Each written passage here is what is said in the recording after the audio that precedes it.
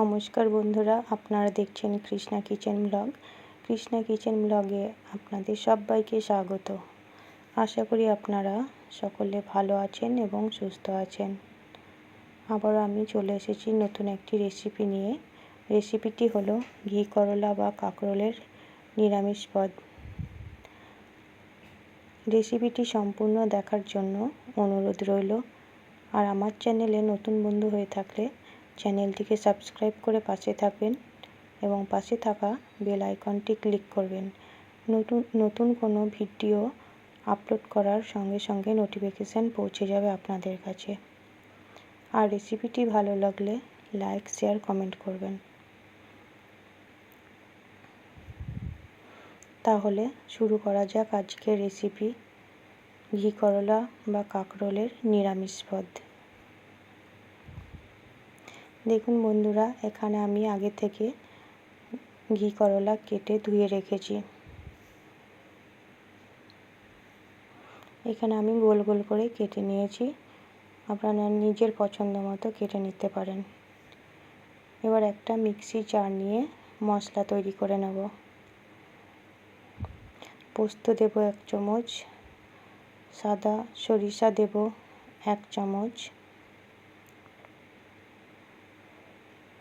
এবং নারকেল কোড়া দেব 2 চামচ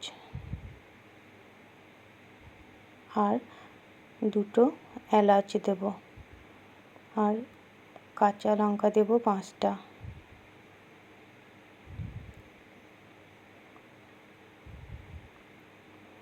অল্প পরিমাণ জল দিয়ে একটা মশলার পেস্ট তৈরি করে নেব।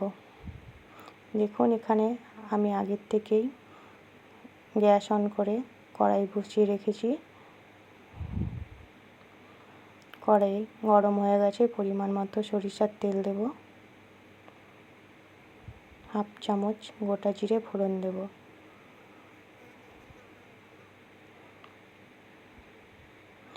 এবার কেটে রাখা ঘি করলাগুলো দিয়ে দেব।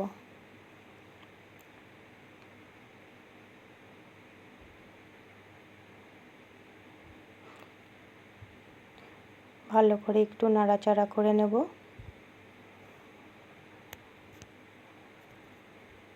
এবার স্বাদ মতো লবণ আর 1/2 চামচ হলুদ গুঁড়ো দিয়ে আবারও ভালো করে নাড়াচাড়া করে নেব।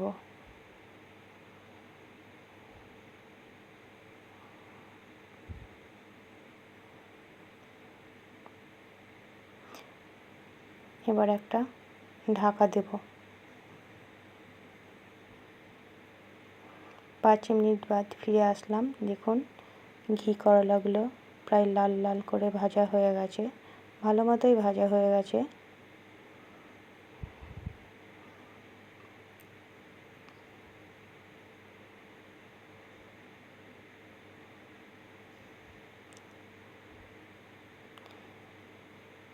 জিরে ধনে গুঁড়ো ভেজে রাখা ছিল, সেটাই আমি ব্যবহার করলাম 1/2 চামচ।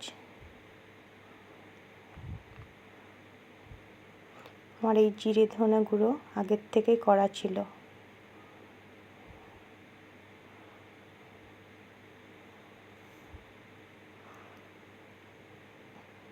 এবার বেটে রাখা মশলার পেস্ট দিয়ে দেব।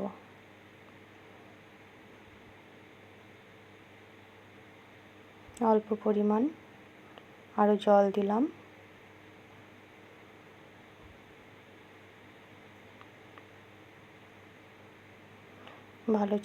ভালো করে নাড়াচাড়া করে 1/2 চামচ কাশ্মীরি লঙ্কার গুঁড়ো দিলাম রঙের জন্য।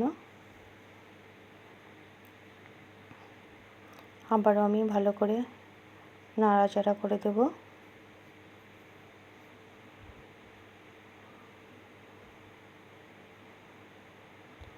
তিনটে চেরা কাঁচা লঙ্কা দিয়ে আমি আবারও ঢাকা দিয়ে দেব।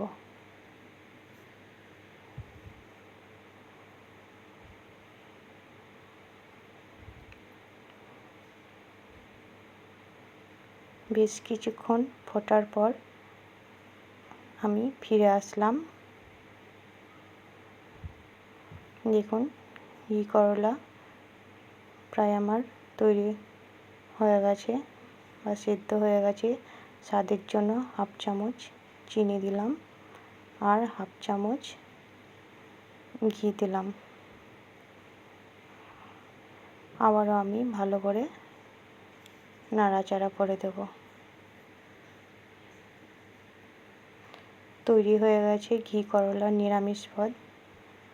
এবার আমি অন্য পাত্রে ঢেলে নেব। দেখুন বন্ধুরা, কত সহজে এই ঘি করলার নিরামিষ পদটি তৈরি হয়ে গেল। আপনারাও বাড়িতে একবার বানিয়ে দেখবেন, খুব ভালো লাগবে। যারা ঘি করলা খেতে ভালোবাসে না, আমার মনে হয় তাদেরও ভালো লাগবে এইভাবে রান্না করলে। তো সম্পূর্ণ ভিডিওটি দেখার জন্য অসংখ্য ধন্যবাদ।